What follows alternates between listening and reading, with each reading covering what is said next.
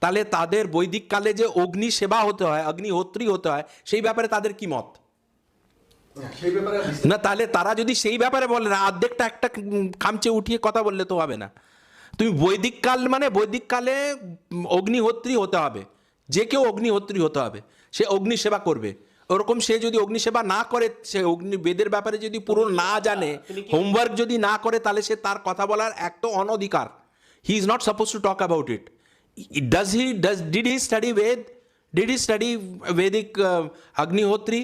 Did he do Agnihotri? Did he practice it?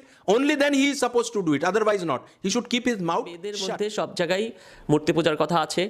এই অর্থাৎ আমরা যে দেব দেবতা যে পূজা করি, এই মা দুর্গার কথাও ঋগ্বেদের আশালায়ন সংহিতার দশম মণ্ডলের 128 নম্বর সূক্তের মধ্যে সুস্পষ্টভাবে মা দুর্গার কথা শুধু আছে না, মা দুর্গা পূজা পদ্ধতিও আছে, শিবের কথাও আছে, এবং শিবের কৈলাসপতি শিবের কথাও আছে, বিষ্ণুর কথাও আছে, এবং সমস্ত দেবদেবতার কথাই আছে। কেউ যদি জানতে চায় তাদের আমরা স্পেসিফিক প্রমাণ সহ বলতে পারি।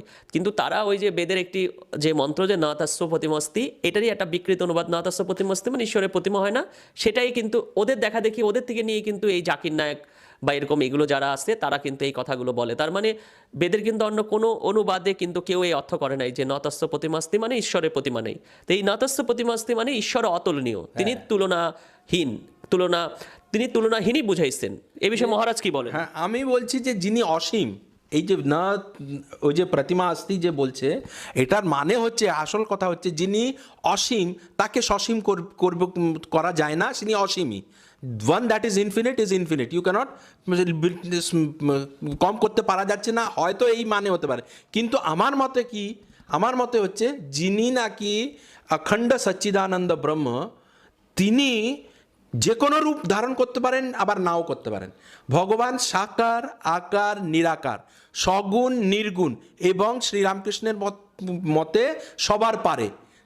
রামকৃষ্ণ নিজে একটি সাকার মূর্তি, মা কালীর মূর্তি, দক্ষিণেশ্বরের মা কালী মূর্তি পূজা করে সে পরমহংস হয়ে গেছে।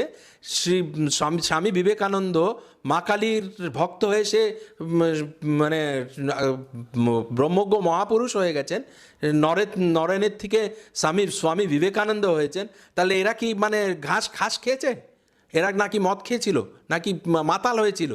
ওরা কি বলতে চাইছে? তাদের উদ্দেশ্য কি আমাদের হিন্দু ধর্মকে একাঙ্গী করে রাখা? না, যা আছে একটা সুন্দর ফুলের সাজি, যে 5টি ফুলের সাজি, সেটার মেয়ে এক একটি ফুল নিজের মতন নিজের সুগন্ধি দেবেন। হ্যাঁ, অনেক কিছুই হতে পারে ভাই। আমার একটা ফুলের সাজির মধ্যে বিভিন্ন রকমের ফুল, সে নিজে নিজে ফুলের সুগন্ধি দিতে পারে। তুমি বলবে না গোলাপই হতে হবে, গোলাপ না হলে হবে না, এরকম বললে তো হয় না। এটা তো মতান্ধতা হয়ে যায়। এরকম কোনো জায়গায় নেই, ভগবানকে ওরকম ছোট করা যায়।